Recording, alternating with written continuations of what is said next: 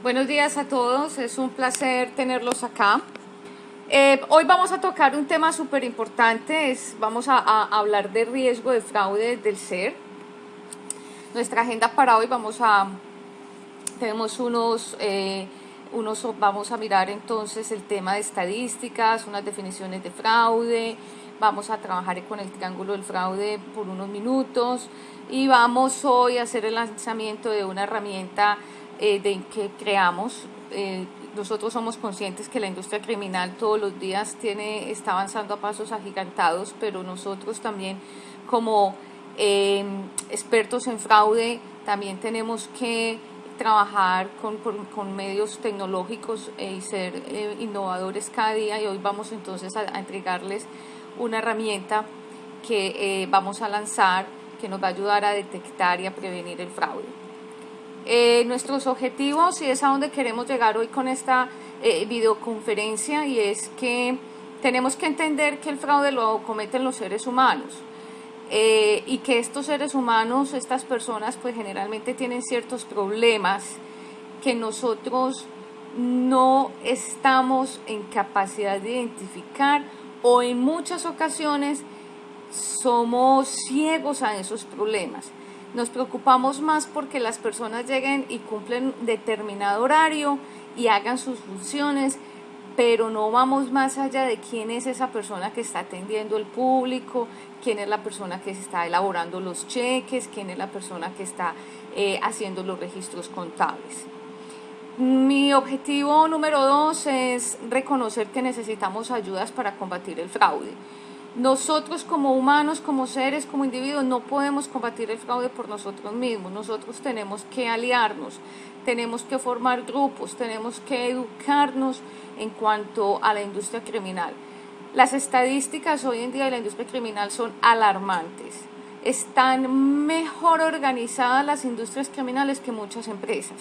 Es increíble ver los números de cómo la industria criminal tiene abogados, contadores, mensajeros, administradores, tienen empresas fachadas donde les hacen los envíos, por ejemplo, de droga, cómo contratan fletes, cómo pagan seguros, y de hecho para poder hacer todas estas actividades ellos también tienen que cometer fraude. Así que nosotros tenemos que reconocer que para esta lucha por el fraude tenemos que trabajar en equipo. Reconocer que existen algunas herramientas que nos ayudan a la prevención, detección e investigación, que debemos creer en la tecnología, innovar.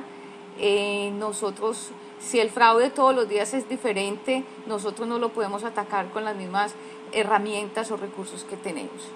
Y el objetivo número 4, y yo creo que el principal, es que ustedes se enamoren de Driffer, la herramienta que le traemos para el día de hoy, que es una herramienta bien peculiar, bien singular, que nos va a ayudar a detectar, a prevenir y en muchos casos investigar. Entonces, nuestra introducción es, pues ya hemos hablado en varias oportunidades acerca de algunos detalles sobre el fraude, y sabemos que el fraude es una demostración económica, social y organizacional que se está adheriendo a la cultura súper fácil. Ya hay muchas conductas que, si bien no son punibles, se están como adheriendo a nuestra vida, y eso hace que las personas adquieran una cultura fraudulenta. Me refiero, por ejemplo, a actividades como no hacer la fila en el supermercado o en el teatro. Si bien es cierto, eso no es un hecho punible, pero eso sí es un hecho que se va adheriendo a la cultura y va rompiendo las normas. Entonces nuestros hijos, los niños, van adquiriendo esas malas prácticas o esa cultura antiética, y ya cuando ellos se enfrentan al mundo laboral, pues ven que es muy fácil romper la norma.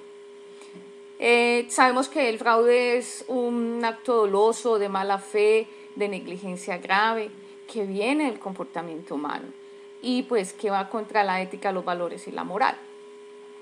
También sabemos que el fraude es totalmente incluyente, está en todos los tipos de mercados, tipos de industria, tamaño, áreas. No existe un lugar donde el fraude no se cometa. Y sabemos que las contrapartes, que para quienes somos administradores de riesgo, sabemos que los socios, accionistas, empleados, clientes, proveedores, contratistas, consultores, todas aquellas personas que tienen una relación contractual con las compañías, con las empresas, son aquellas que llamamos contrapartes en la administración de riesgos, son sujetos de fraude, pero también son las personas que cometen los fraudes. Y ahí volvemos a insistir en el tema del ser humano. Sabemos que el riesgo de fraude es imposible detectarlo al 100%. Siempre va a existir un riesgo, un remanente en el riesgo, y hay un riesgo inherente. O sea que nosotros, quien prometa construir un sistema de prevención de riesgo que controle el 100% de los riesgos de la compañía, digamos que está hablando en términos ya de mucha cobertura, que es imposible tenerlo. Siempre habrá un remanente en el riesgo. El fraude como tal no desaparece, y quiero ser muy clara, el fraude no tiene tamaño, el fraude es fraude. Lo que tiene tamaño y lo que tiene unas consecuencias económicas y sociales son las pérdidas, los daños. Es decir, tan fraude puede ser, por ejemplo, una persona que de la gerencia o de la junta directiva o junta de directores que está apropiándose de unos recursos, como la persona de bajo nivel en la compañía que se está llevando los insumos de papelería. Los dos actos son fraude, pero las pérdidas son las que ya nos determinan incluso qué tanto tiempo puede pasar la persona en la cárcel o si es sujeto de denunciar o no.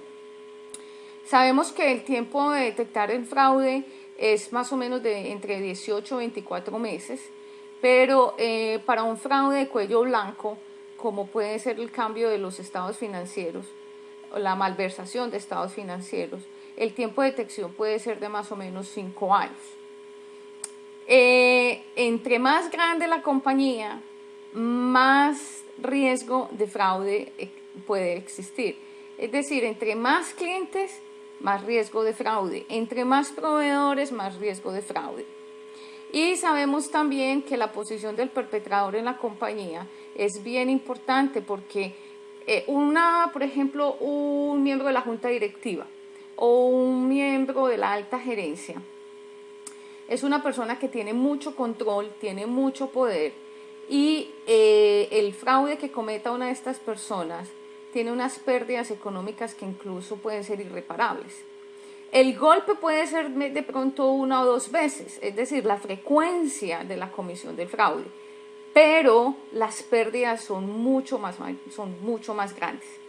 Mientras que una persona que esté en cargos medios o bajos puede tener la frecuencia del fraude puede ser mucho mayor, puede ser, por decir, 1 vez cada mes, pero las pérdidas comparadas con las pérdidas que arroja un fraude de cuello blanco son mucho menores. Puede decirse que puede estar entre el 10 y el 15% de esas pérdidas con respecto a las pérdidas de cuello blanco. Es triste saber que hay una resistencia civil, por decirlo de alguna manera, frente al fraude. Hay indiferencia, hay ignorancia irracional, incredulidad frente a los casos. Pensamos que el fraude le pasa al vecino, que nunca el fraude tocará nuestra puerta. Hay deshonestidad, hay mediocridad, hay una incompetencia y muchas veces hay permisividad. Hay que tener claro que en los casos de abuso, por ejemplo, muchos compañeros de trabajo saben que hay alguien que se está llevando los insumos de papelería para la casa, y eso lo toman como normal, como parte de la cultura empresarial, y sabemos que el abuso es fraude. Tenemos que hay muchos métodos para cometer fraude. Específicamente nosotros analizamos el árbol de fraude por medio de ACFEC, lo tradujimos y lo pusimos en términos latinos, y tenemos, digamos, 5 formas de cometer fraude dentro de una compañía. Está la malversación de activos, el fraude en los estados financieros, la corrupción, el fraude en nómina y recursos humanos y el cibercrime. Tenemos dos tipos de fraude. Está el de cuello blanco, que es cometido por aquellas personas que tienen bastante control y poder dentro de la compañía. Generalmente este tipo de fraudes son cometidos por personas, miembros de la junta directiva o del directorio, o lo que llamamos en inglés board directors. Y tenemos el fraude de cuello azul, o el fraude ocupacional, que está cometido por personas de los miembros de los gobiernos o de las entidades gubernamentales, profesionales dentro de la compañía, o ya el fraude individual, que es el que ataca a individuos, específicamente lo que llamamos scammers o los robos de identidad. ¿Cuáles son las cosas que son susceptibles para los perpetradores tomar parte de ellas? Entonces tenemos todos los activos fijos, incluimos el abuso en los activos fijos, el inventario, o sea, las unidades de producción, el material con que se producen los artículos. Tenemos valores, tenemos entonces lo que se tiene que ver como cheques, medios de pago, documentos, información, insumos, tiempo. Es decir, todo lo que la compañía tiene dentro de la organización es susceptible a ser tomado por los perpetradores. Y a nivel individual, en el fraude en personas, pues entonces tenemos el robo, por ejemplo, de la identidad. Entonces viene ya el saqueo a las cuentas corrientes, a las cuentas bancarias, información que tengan estas personas en las redes sociales. Entonces vamos a hablar un poquitico del fraude y algunas estadísticas. Para mí siempre es muy importante tocar el tema de la definición de fraude, porque vamos a darnos cuenta hoy que no existe una definición totalmente técnica. Voy a traer como referencia las 3 instituciones más grandes que siempre hablan de fraude a nivel global. Entonces tenemos ACFE, que es la Asociación de Expertos Examinadores de Fraude. Entonces siempre ACFE nos dice que el fraude son todas aquellas actividades o acciones con el propósito de enriquecimiento personal a través del uso inapropiado o la sustracción de recursos o activos de una organización por parte de una persona. Entonces ACFE es muy puntual hablando del abuso. Aquí dice a través del uso inapropiado o la sustracción de recursos o activos de una compañía, y habla del enriquecimiento personal. Entonces habla de cómo la persona, el individuo, toma las cosas de la compañía o los activos de la compañía para su uso personal e enriquecimiento de su patrimonio. AIPAC, que es la Asociación de Contadores Públicos acá en Estados Unidos, nos habla de que entonces es el uso de acciones que buscan presentar ante los inversionistas, analistas o un mercado una situación no real de la compañía, con el fin de cumplir unas expectativas para un grupo de interés. Entonces aquí ya nos están hablando solamente de estados financieros para mostrar una realidad económica falsa de la compañía, sea para una persona o un grupo de interés. En estos casos, por ejemplo, los temas de negociación, valoración de empresa, diagnóstico empresarial, joint ventures. Entonces ya aquí AIPA nos habla más detenidamente sobre la malversación o tergiversación de estados financieros. Y el Instituto de Auditores Internos ya nos dice que es cualquier acto ilegal caracterizado por el engaño, el ocultamiento o la violación de confianza. Cualquier acto que tenga incluido engaño. Los fraudes son perpetrados por individuos y organizaciones para obtener dinero, propiedades o servicios, evitar pagos de servicios y asegurar una ventaja personal o del negocio. Es decir, aquí ya nos está hablando el Instituto de Auditores Internos que es que ya el no pagar a los proveedores se constituye fraude. Así las cosas, estudiando un poquito de el último reporte que tiene ACFEC, que se llama ACFEC Report to Nation on Occupational Fraud and Abuse, ellos nos hablan de que las últimas estadísticas presentadas en el 2016 nos hablan de las debilidades de control interno que más se presentaron dentro de este estudio. Y nos dicen que el 29% de las debilidades fueron las carencias de control interno. El 20% fue la anulación de esos controles internos. Y el 19% es la carencia de revisión de la administración. Yo traigo a colación estas estadísticas porque es importante saber dónde estamos fallando en cuanto a los controles internos de la compañía. Si bien es cierto, estas estadísticas solamente toman como 2.100 casos en todo el mundo, ya al menos ACFEC está tomando en cuenta los pequeños y medianos negocios, lo que llamamos las pymes, porque anteriormente solamente se reportaban grandes empresas y conglomerados empresariales. En este momento ya pymes están incluidas en este estudio y afortunadamente muchos países de Latinoamérica.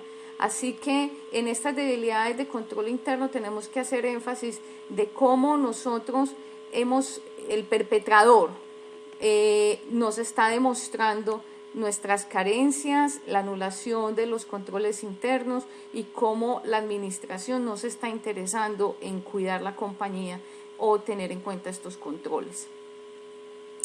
También en el reporte nos hablan de que el 5% del fraude, de que las empresas pierden el 5% del Producto Interno de sus ingresos en las compañías en el sector privado, y que en el sector público la pérdida por fraude es el 10% de los ingresos, y esto se debe a la corrupción. Pero tenemos que hacer mucha claridad, porque la corrupción no es un evento netamente del sector público. La corrupción es rampante y yo sigo insistiendo, es el nuevo cáncer social. La corrupción se está presentando en el sector privado de una manera impresionante, sobre todo en las relaciones interpersonales de aquellos que tienen control en compras, inventario, logística. Y eso ya se está penetrando o se está dispersando al tema de cartera, al tema de las cuentas por cobrar. Hemos visto cómo clientes nos cuentan de que personas que están encargadas de las cuentas por cobrar están pidiendo dinero o beneficios o regalitos para, digamos, no cobrar la cartera, dar más beneficios en días e incluso dar mayores descuentos. Compartiendo con mi partner Julián Ríos, llegábamos a una conclusión de que es que no existe entonces una definición concreta acerca del fraude. Sabemos que el fraude como tal tiene, digamos, inmerso el engaño, el enriquecimiento personal a costa de la pérdida de ese dinero o de esos activos por una compañía o una organización, incluso por el fraude individual. Entonces, el fraude es eso, es engañar a otra persona o a una organización para tomar sus activos, sus valores, sus cosas y utilizarlas para un provecho individual o personal. Es decir, como dice ACFEC, las personas más confiables se convierten en violadores de confianza. Eso es una definición que nos trae ACFEC con respecto al fraude individual, que es lo que hoy vamos a analizar, el fraude desde el ser. Entonces, para nosotros es muy importante analizar quiénes cometen los fraudes, por qué se cometen. Para eso tenemos que enfatizar en el triángulo del fraude que fue creado. Esta teoría fue creada por Donald Creasy, más o menos en los años 60, inicio de los años 60. Y Donald Creasy creó este triángulo para demostrar por qué se cometen los fraudes, por qué las personas lo cometen. Tenemos tres vértices en el triángulo del fraude. Tenemos la oportunidad, que es el abuso de la posición de confianza y la capacidad para cometer un fraude. Sin embargo, la oportunidad también la abre la compañía, Muchas veces la carencia de controles internos o algunos controles internos débiles son la oportunidad que tiene el perpetrador para cometer el fraude. He conocido compañías que de pronto sus controles eran muy débiles y la persona no tenía la menor idea de cometer un fraude, no tenía la intención de cometer un fraude, pero se dio cuenta que esa debilidad nunca fue corregida y pues vio la oportunidad en un momento determinado y cometió el fraude. El otro vértice del triángulo del fraude es la presión y es aquel incentivo o la necesidad para cometer el fraude. Entonces el perpetrador tiene muchas deudas, es un perpetrador que entonces tiene comportamientos desbordados, por ejemplo es adicto a cualquier sustancia psicotrópica o es ludópata. Es una persona que pronto tiene una dispersión familiar bastante alta. Entonces esos son los incentivos o la necesidad de cometer el fraude, de llevarse el dinero de la compañía o de abusar de la compañía. Y adicionalmente está entonces el último vértice, que es la racionalización o lo que llamamos la justificación para cometer un fraude. Entonces están aquellas personas, por ejemplo, que se creen que porque están en determinada posición y llevan muchos años en la compañía deben ganar más y se están ganando el mismo salario por muchos años. Entonces ellos justifican tomar recursos de la compañía porque la empresa no les está pagando bien o porque esa persona está trabajando muchas más horas de las contratadas inicialmente y entonces ese incremento laboral en tiempo no lo están justificando en dinero, entonces la persona simplemente dice pues yo trabajo mucho y me lo merezco. Entonces la combinación de estos comportamientos nos trae que estos vértices nos van hablando. El triángulo del fraude es bien importante porque cuando ya analizamos el ser nos damos cuenta cómo ese individuo que estaba trabajando, por ejemplo, en la sección de cartera o cuentas por cobrar, hablaba en su comportamiento y nosotros no entendíamos qué nos decía. Ese tipo de cosas nos lleva a pensar cuál es la propensión a cometer un fraude. Si nosotros sabemos que tenemos ética, valores y moral, que nosotros nacimos para hacer las cosas bien y nosotros somos contratados para desarrollar ciertas actividades laborales bajo unos términos o unos estándares éticos, ¿por qué entonces las personas tienen una propensión a cometer el fraude?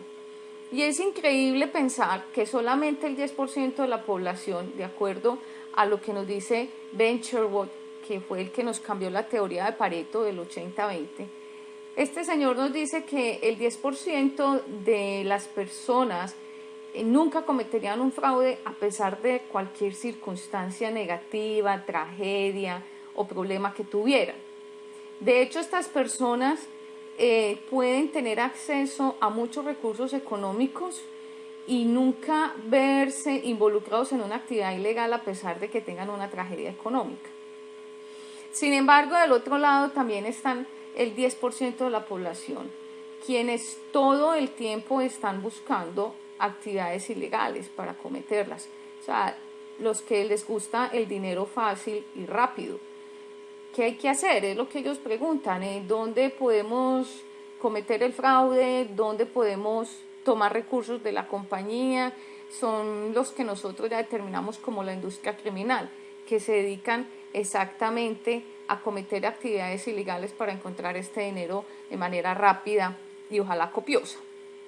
Y ya tenemos en el centro el 80% de la población, que esa es la concentración que tenemos en nuestra gráfica de campana de Bell, y vemos cómo ese 80% de la población se maneja de acuerdo a la presión o la necesidad frente al fraude.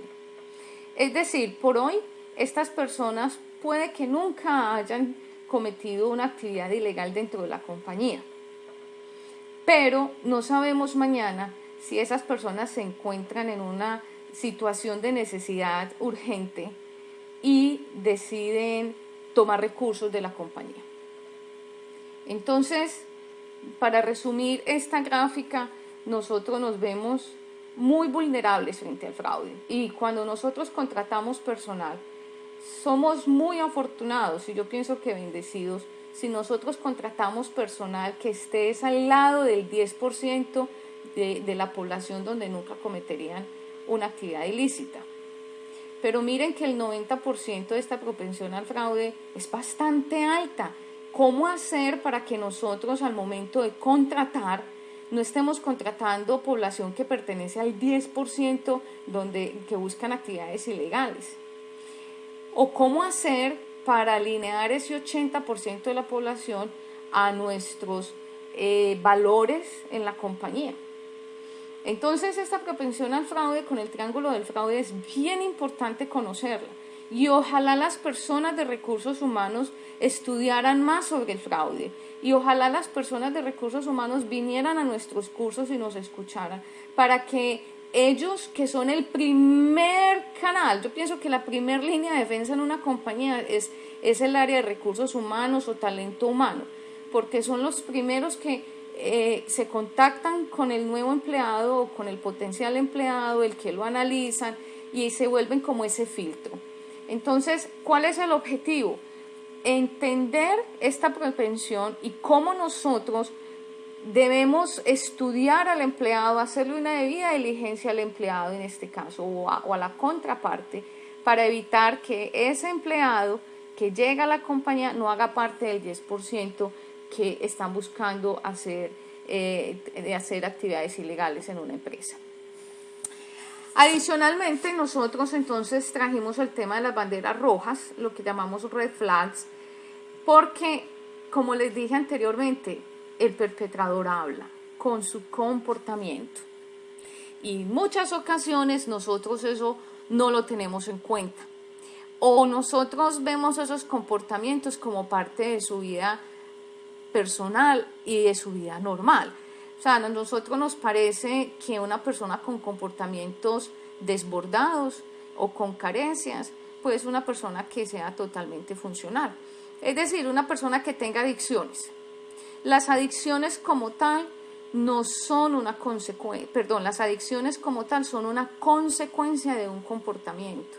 Es decir, la persona está desbocando sus problemas en una adicción.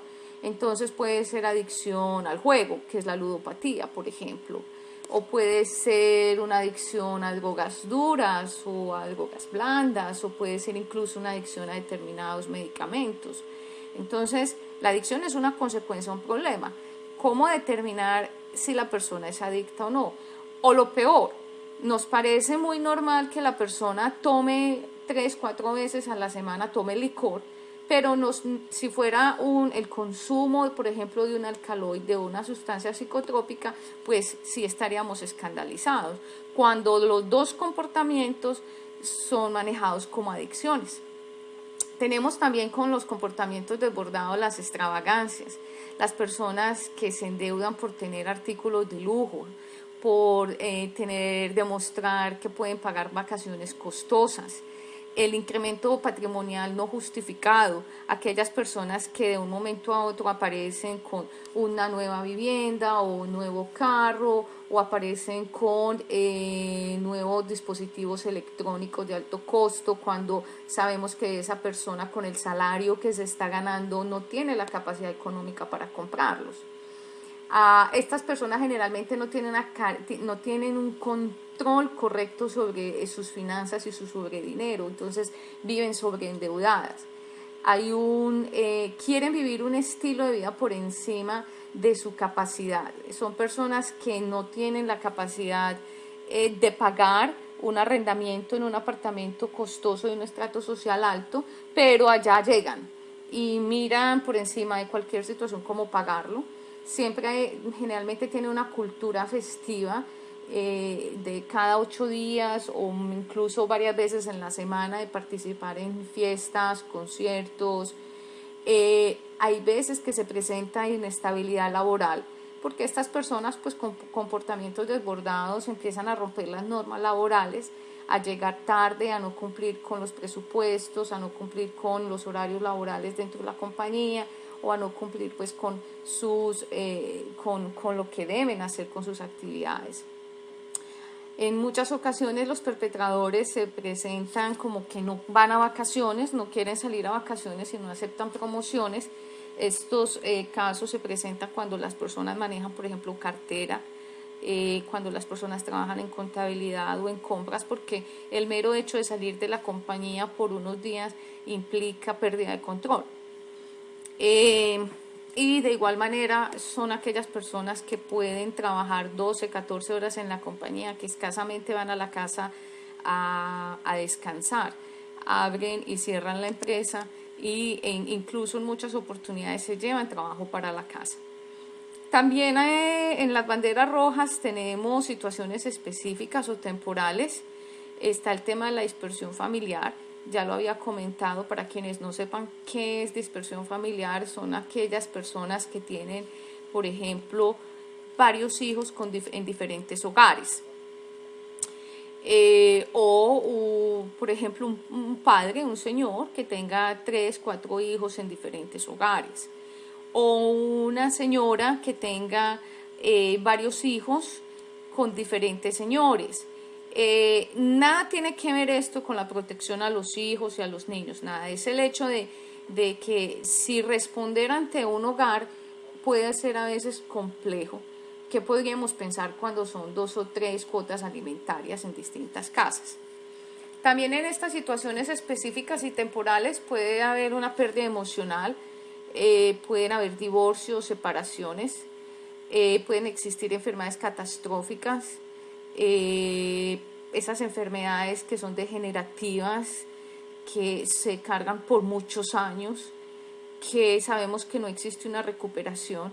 Entonces estas enfermedades también, que hay unas que son llamadas enfermedades huérfanas, estas enfermedades son muy costosas para sostener, para darle calidad de vida a ese paciente, que puede ser una esposa, un esposo, un hijo, los padres. Entonces estas situaciones específicas o temporales hacen que también las personas busquen recursos por donde sea para poder sostener este tipo de calidad de vida. Hay unas enfermedades mentales propias, la bipolaridad, por ejemplo. Hay que conocer si esas personas son, por ejemplo, bipolares. No tiene nada de malo contratarlos, al contrario, es gente que todos los días está tratando de hacer lo mejor que pueden, pero es importante saberlo, sobre todo, por ejemplo, si esas personas trabajan en la industria farmacéutica, que tanto riesgo corren estas personas dentro de la compañía. Hay de pronto una excesiva presión familiar, esposos o esposas que están todos los días empujando a sus parejas a que quieren tener un nivel de vida diferente, quieren comprar un nuevo auto, quieren vivir en otro lugar. También las crisis económicas y obviamente la ruptura profesional. Es bien importante saber que aquellas personas que tienen una carrera profesional interrumpida pueden ser una bomba de tiempo dentro de la compañía. Yo considero personalmente, como experta en el tema, que las personas que tienen una carrera profesional interrumpida hay que apoyarlas, hay que ayudarlas a que terminen esa carrera, más porque se pueden convertir en un elemento valioso para la compañía, y segundo porque pueden ser aliados interesantes a la hora de prevenir y detectar fraudes. Y ya por último, en lo que hablamos de las banderas rojas, en este pequeño resumen, pues tenemos aspectos de personalidad. Generalmente los perpetradores son egocéntricos, egoístas, no tienen escrúpulos. Hay algunos que presentan un fenómeno que yo lo llamo falso servilismo, que son demasiado buena gente, como llamamos en mis términos colombianos, buenas personas. De pronto por allá está el Robin Hood, que toma el dinero de las personas más adineradas para distribuirlo entre aquellos que no poseen dinero, incluido ese perpetrador. Son personas anómicas, son personas que no les gustan las normas, las reglas, siempre quieren saltarse la regulación. Generalmente son no tienen ética, son personas no éticas. Y tenemos otros aspectos bien interesantes, que está el quejoso, quejumbroso, el que no quiere, el que por todo pone problema. Está feo el día, qué calor, qué frío, mire pues ya me pusieron otra tarea, es que este salario tan bajito, es que ya la plata no me alcanza. Está el extra generoso, que todo el tiempo está tratando de ayudarle a los demás con dinero, cuando muchas veces esto va muy amarrado al falso servilismo, y muchas veces esta extra generosidad lo único que está buscando son aliados, o cómplices, o cómo enganchar a otra persona para que cometa la actividad ilícita en la compañía, y cómo involucrarla. También en estos aspectos de personalidad incluimos los abusadores de autoridad, el confianzudo, esta persona que abusa de la autoridad, pero se la toma de buena manera, o sea, es una persona que abusa de la confianza del otro. Y pues obviamente el dilatador, o el que está presentando siempre excusas. Entonces nosotros combinamos el tema de la propensión del fraude con el tema de las banderas rojas y del triángulo del fraude, para hacer el análisis del perpetrador y para hacer el análisis de fraude desde el ser. Yo traje, digamos, unas estadísticas del último estudio de ACFE del 2016 del comportamiento humano. Nos dicen, por ejemplo, que el 69% de los fraudes son cometidos por los hombres y el 31% por las mujeres. Quiero ser clara con esta estadística, y es que no significa que las mujeres seamos más honestas, puede que sí, puede que no, ese no es el tema. Lo que pasa es que dentro de las estadísticas presentadas, la participación femenina es menos que la de los hombres. O sea, sabemos que en el campo laboral hay más hombres que mujeres trabajando. Pero más allá de ese tema de participación femenina, es cómo las mujeres hemos venido incursionando en temas de fraude, y terriblemente por el lado malo, es decir, hay más mujeres cometiendo en este momento fraudes. O sea, el crecimiento femenino en cuanto a la comisión de fraude es bastante alarmante. Y tenemos entonces unas estadísticas que nos amarran el género versus la pérdida. Ya sabemos que el 69% de los hombres cometen fraude en este estudio de 2.176 casos en ACFE. Pero en los hombres las pérdidas sí fueron mayores. El promedio de las pérdidas por los fraudes cometidos por hombres fueron de $187,000, mientras que el promedio de pérdidas de los fraudes cometidos por mujeres fueron de $100,000. Entonces eso indica que a veces, a pesar de que las mujeres, el sexo femenino viene incrementando su participación en la comisión de fraudes, las pérdidas por fraude que cometen las mujeres son menores que las que cometen los hombres. Y tenemos otra estadística bien interesante, que es la posición del perpetrador con respecto al género. O sea, la mayoría de los hombres, ya sabemos que el 69% de los fraudes los cometen hombres, y son en este caso personas que son accionistas o pertenecen a la junta directiva. En este caso, el 83% de los fraudes cometidos por personas de la alta gerencia, de la junta directiva y accionistas, fueron hombres. Ya para las personas que cometieron fraude, que pertenecían a la alta gerencia, lo que llamamos los managers, el 73% fueron hombres y el 27% fueron mujeres. Y ya hablando con el tema de empleado, pues vemos que el 59% de los fraudes fueron cometidos por hombres empleados, y el 41% por mujeres catalogadas como empleados. Pero entonces también tenemos que mirar las pérdidas, las seguimos amarrando con respecto al género. Pues hablábamos de que los accionistas y la junta directiva son los que más pérdidas arrojan. Ya les explicaba yo que ellos cometen, si mucho, 2 fraudes, generalmente es 1, o sea, esa es la frecuencia, pero las pérdidas son impresionantes. El promedio de pérdidas cometidos por personas de la junta directiva o los accionistas puede ser alrededor de $1 millón las pérdidas promedio. Y aquí lo vemos claramente. Aquí vemos, por ejemplo, que cuando el hombre estuvo en una posición como accionista o miembro de junta directiva, la pérdida promedio fue de $825,000, mientras que una mujer que estuvo en esta posición, la pérdida promedio fue de $300,000. Y así ya miramos entonces como empleado que un empleado hombre, la pérdida promedio es de $72,000, y cuando es un empleado mujer es de $55,000. Entonces, aquí ya vamos a hablar de temas un poquito más holísticos, porque cuando yo les hacía la introducción hablábamos de que es que los fraudes son cometidos por personas.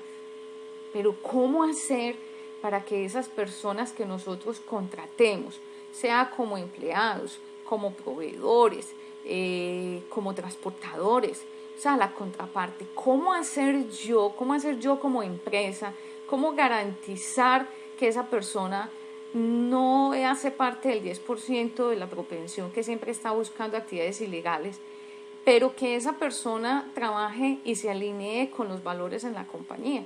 Entonces es buscar una combinación perfecta entre el ser y el hacer. Y es que, querida audiencia, a nosotros nos educaron para ser muy técnicos.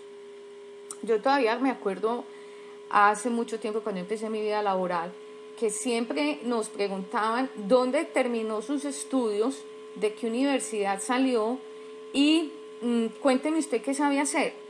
Nunca nos preguntaban cosas relativas al ser, y lo que más importaba era que esa persona llegara a las 8 y saliera a las 5 de la tarde, que trabajara 8 horas diarias, tuviera media hora de almuerzo, por ejemplo, y que esa persona siempre cumpliera con ese horario y entregara esos informes.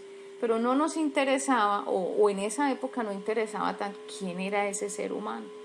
Solo hasta que empezaron los brotes de fraude, o sea, cuando ya empezamos a analizar el fraude desde la perspectiva de la propensión, del triángulo del fraude y con las banderas rojas, fue que nos dimos cuenta que ya no era tanto lo técnico, ya había que hablar acerca del ser. Yo he tenido la oportunidad de participar en distintos procesos acá en Chicago, y he notado que las personas de talento humano o los reclutadores de personal hoy en día están buscando empleados o colaboradores o contratistas que se alineen a los valores de la compañía. Generalmente una compañía tiene 2 o 3 valores. Entonces están buscando gentes que se alineen a esos 3 valores, y la parte técnica es analizada, digamos que en la última parte del proceso. Para la cultura es más importante que una persona ya tenga los valores de la compañía dentro de su cultura personal que enseñarle a escribir en un computador. Hace 20 años era al contrario. Primero la persona tenía que aprender a escribir en el computador y después ser analizada. Si la persona tenía esas cualidades técnicas, pues era contratada. Entonces la combinación perfecta nos habla, ok, ¿cuál es la generación de ingresos? Dígame cómo la cultura de sus viajes, de sus vacaciones, dónde vive la persona. Sí, es muy interesante, es bien importante saber la jurisdicción. Mire que en esto que estamos hablando acá tenemos involucrados los 4 factores de riesgos que hemos analizado frente a la administración de riesgos, que es la jurisdicción, producto, contraparte y canal. Es importante saber cuáles son los estilos de vida, el estilo de vida y los hábitos de esa persona por fuera de la empresa, qué círculo familiar tiene, qué amigos tiene, y obviamente su educación, que hablamos ya de la parte técnica. Entonces, nosotros, como he venido conversando con ustedes hoy, reunimos las banderas rojas del individuo, reunimos la propensión del fraude y reunimos el triángulo del fraude creado por Donald Kresse para crear una herramienta y trabajar con algo de innovación en la prevención, detección e investigación del fraude. Mire, la industria criminal viene creciendo a pasos agigantados. Ellos hacen todo un trabajo de marketing Es increíble saber cómo ellos despliegan todas sus redes. Y si estamos hablando de un abusador en la compañía, créanme que un abusador también tiene estrategias. Entonces nosotros pues decidimos crear una herramienta basada en la innovación y en la tecnología para entregárselas a ustedes para combatir el fraude ocupacional. Hoy tengo el placer de presentarles a Drifter. Es el diagnóstico del riesgo del fraude desde el ser. Es una herramienta que nosotros creamos para poder ayudar a combatir el fraude en las empresas, en cualquier tipo de compañía. Básicamente Drifter tiene 6 funcionalidades. Primero, Drifter es un cuestionario que tiene más de 500 actividades fraudulentas. Como yo les expliqué, nosotros combinamos el árbol del fraude, las banderas rojas, el triángulo del fraude y la propensión del fraude. Es un cuestionario y es un cuestionario que reúne las respuestas con un peso y una puntuación final. En el demo ya lo vamos a ver en unos segundos. Lo creamos con toda la teoría de ACFEC. Nosotros como miembros de ACFEC y personas certificadas por ACFEC, nosotros debemos adherirnos a todas las políticas que ACFEC siempre nos entrega. Entonces nosotros tomamos ese árbol de fraude, lo tradujimos y lo pusimos en contexto latino y lo abrimos en 5 categorías que yo ya les había comentado: cybercrime, corrupción, el fraude en nómina y recursos humanos, malversación de activos. Bueno, y todo esto lo movimos a nivel latino para poder crear esta herramienta. Esta herramienta nos ayuda a hacer una evaluación del riesgo desde el ser y el hacer para un individuo. O sea, este cuestionario es para un individuo, no es para una área o para un grupo de trabajo, es individual. Nos ayuda a evaluar el riesgo en la seguridad de la información, en ciberseguridad, seguridad informática, la administración de activos, en nómina, en cuentas por cobrar, en la posición que tiene la persona dentro de la compañía, quién lo recomendó en la compañía, si tiene familiares en la compañía. Lo vamos a través de un cuestionario que está hecho en una matriz de riesgo. Para los que somos auditores y hemos trabajado con matrices de riesgo, entonces estamos familiarizados. Y esta matriz de riesgo nos ayuda a calificar la probabilidad de cometer un fraude versus el impacto que pueda tener el fraude entre la organización. Y mide el riesgo de fraude. Entonces nos mide ese riesgo de fraude desde las transacciones, influencia política, el tema de corrupción, control interno, y nos ayuda también a evaluar los planes de prevención de incidentes y segregación de funciones. Entonces, Drifter es una herramienta que tiene 4 aspectos diferenciadores. Primero, es una herramienta pionera en riesgos de fraude a nivel individual. Como yo les expliqué anteriormente en el anterior slide, Drifter es solamente para analizar un individuo a la vez, o sea, es del ser, lo cual no existe en el mercado. Siempre nos analizan un área o un grupo de personas, pero analizar una persona específicamente con todas estas más de 500 conductas no existe en el momento. Es un valor agregado para el examen de la debida diligencia o para hacer la debida diligencia a la contraparte. O sea que tiene más de un uso. Lo podemos hacer en temas de detección, lo podemos hacer en temas de debida diligencia o lo podemos hacer en el proceso de investigación. Drifter está basado en todas las conductas presentadas en el triángulo del fraude, con sus 3 vértices: la oportunidad, la necesidad y la justificación. Entonces, por eso se hace tan interesante, porque nosotros cogimos la mayor cantidad de conductas posibles y las transformamos a esta matriz. Y la combinamos con la gestión del riesgo de fraude y las banderas rojas. Nosotros creamos Drifter, Julián y yo. Julián Ríos es un experto con más de 15 años en ciberseguridad y seguridad de la información.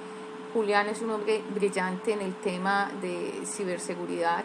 Es CEO y fundador de la compañía NF Security Company. Es una persona que también trabaja con todos los temas de fraude, prevención, detección e investigación. Y yo soy la otra persona quien estuvo diseñando Drifter con Julián. Para quienes no me conocen todavía, pues yo soy contadora, yo soy colombiana, soy contadora pública, tengo bastante experiencia en la rama financiera también, y pues amo mi profesión, y desde hace como 8 o 9 años yo me dedico a este tema, después de entender que toda la vida había sido luchado contra el fraude en las compañías, pero no sabía cómo hacerlo.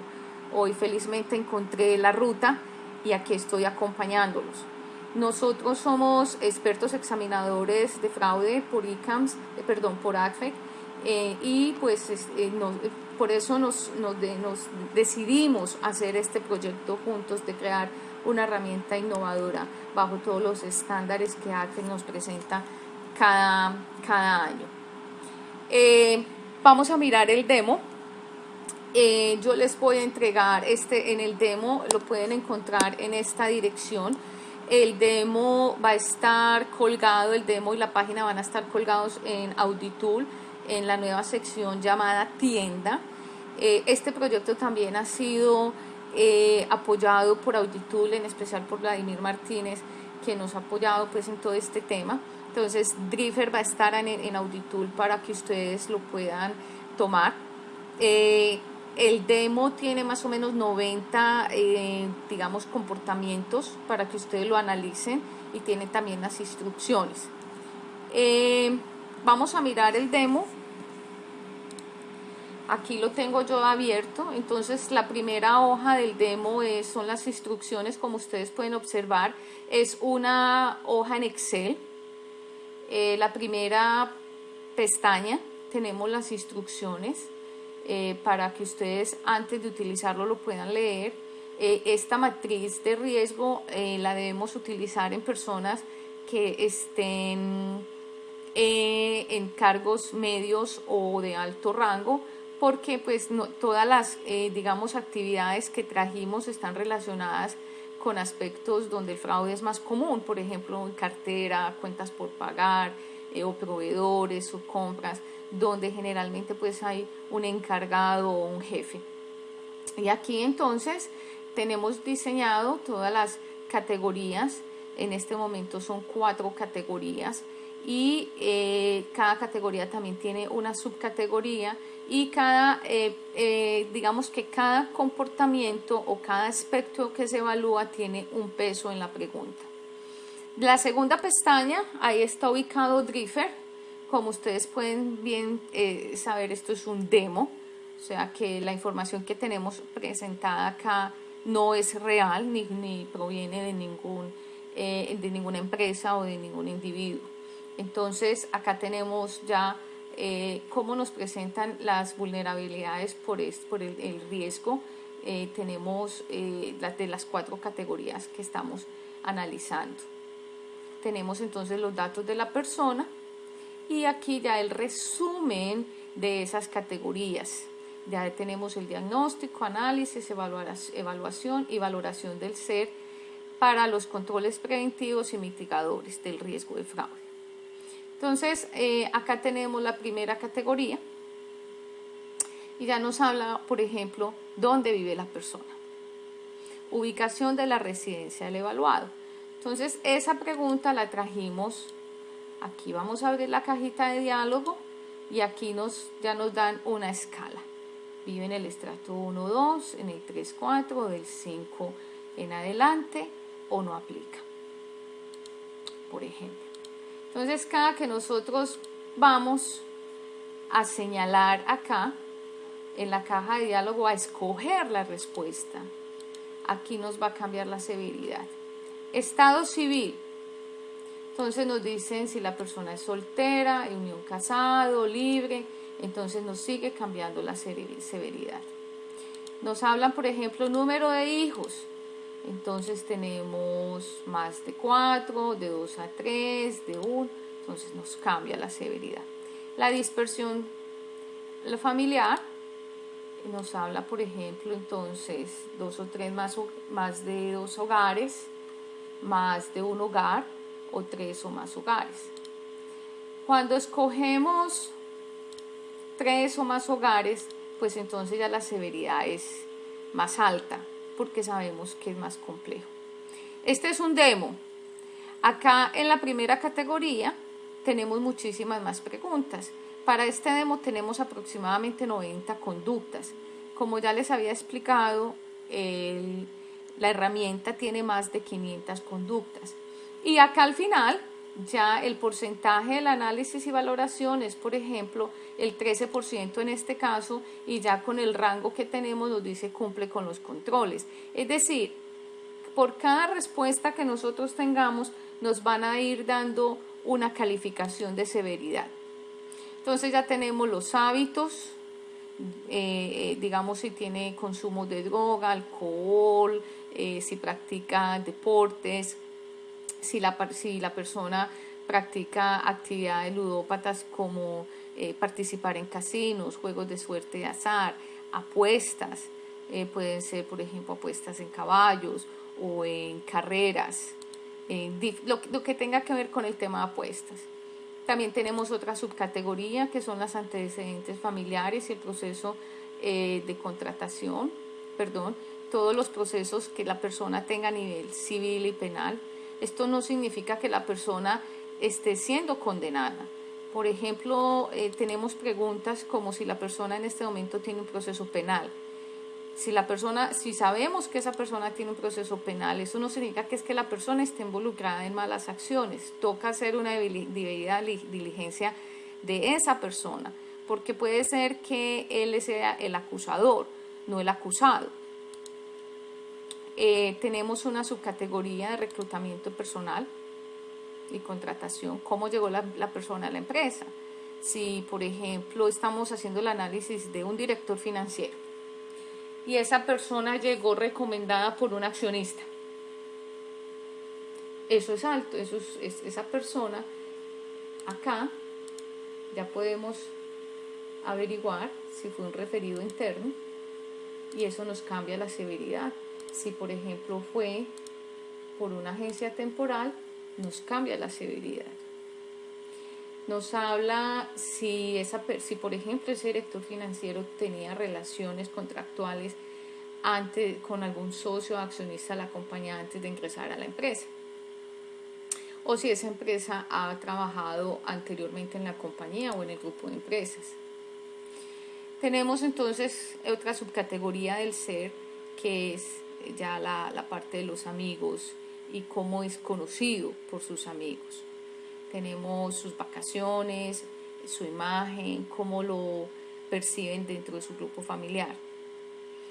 Tenemos el apoyo político y las campañas políticas. Y ya entonces tenemos los temas de ciberseguridad, seguridad de la información, ya hablamos de temas de malversación de activos, estados financieros. Entonces, supongamos que estamos hablando de un director financiero, nuestro ejemplo. Esa persona no tiene nada que ver con compras. Cuando lleguemos al módulo de compras, nosotros simplemente podemos señalar no aplica. O sea, para hacer esta evaluación de nuestro director financiero, donde la persona no tenga acceso a la información o donde no tenga nada que ver, por ejemplo, en el área contable, esa persona, pues a esas subcategorías simplemente se les dice no aplica. Y cuando se dice no aplica, pues no está calificando dentro de los rangos de severidad y la matriz de riesgo no se va a ver afectada. Por ejemplo, una persona, el director financiero no tiene nada que ver con sistemas de contratación o de nómina. Entonces le decimos simplemente no aplica. Y también tenemos temas de corrupción, temas de auditoría y control y temas de transacciones. En la categoría número 3, ya entonces tenemos análisis y valoración a los controles preventivos. Entonces, hablamos acerca de la vía de diligencia del ser, de la escolaridad de la persona, el nivel de escolaridad, si a esa persona se le realizó, por ejemplo, visita domiciliaria. También hablamos si esa persona ha recibido capacitación con respecto a la gestión de fraude. Hablamos ya entonces de accesos restringidos y manuales de ética, el plan de prevención, registro de incidentes, separación de funciones y herramientas de análisis. Todas estas subcategorías con todos estos comportamientos nos ayudan a analizar para prevenir, detectar e investigar. Y estamos hablando de preguntas que están basadas en hechos que pudieron pasar hoy, o sea, que pasaron hoy, que pasaron ayer, o sea, en el pasado, y que podrían pasar en el futuro. O sea, estamos, digamos que teniendo cobertura del comportamiento que esa persona puede tener, que ha tenido, tiene y podrá tener. Y ya la cuarta categoría, que es el análisis y valoración de los controles mitigadores, ya nos hablan, por ejemplo, si esa persona tiene una buena relación con las autoridades, si cuenta con pool de abogados, porque en muchas oportunidades miembros de la junta directiva o del directorio o del board directors tienen sus propios abogados. Recordemos que esta herramienta está diseñada para poder detectar riesgos de fraude o investigar fraudes en personas que tienen de cargos medios hacia arriba, es decir, jefes de área, un jefe de contabilidad, un director financiero, un CEO, un CFO, una persona que tiene control y altas responsabilidades en la compañía. Y muchos de los directores o miembros de la junta directiva tienen abogados. Entonces eso también nos ayuda aquí, lo tenemos incorporado dentro de este análisis. Y finalmente, cuando ya pues terminamos de hacer nuestro barrido, como les dije anteriormente, este es el demo con más o menos 90 conductas, la herramienta tiene más de 500, ya entonces tenemos aquí un resumen de las actividades o de aquellos aspectos que tenemos que mejorar o controlar, y aquí ya tenemos la gráfica. Ese es nuestro demo. Voy a pasar entonces acá a continuar con nuestra exposición. Nosotros lo que queremos es que ustedes trabajen en el demo, nos informen qué cosas debemos mejorar. También los invitamos a que adquieran la herramienta para que juntos podamos combatir el fraude. La herramienta va a estar colgada en la página de Auditool. Nosotros acá tenemos nuestra información de contacto, o puede ser también a través de Auditool en caso de que tengan ustedes alguna inquietud. Es una herramienta supremamente fácil de manejar. Es una matriz de riesgos para aquellos que somos auditores, que ya está totalmente automatizada, de modo que les ayude a ustedes a evaluar las personas que trabajan con ustedes en sus compañías. Ojalá esto sea una herramienta de detección y no solo de investigación. Ya estamos abiertos a las preguntas. Por favor, pues cualquier inquietud que tengan nos pueden escribir. Aquí van a encontrar nuestros correos. Julián también está atento a cualquier duda que ustedes tengan. Infortunadamente no nos pudo acompañar hoy, y pues también puede ser por medio de Vladimir Martínez.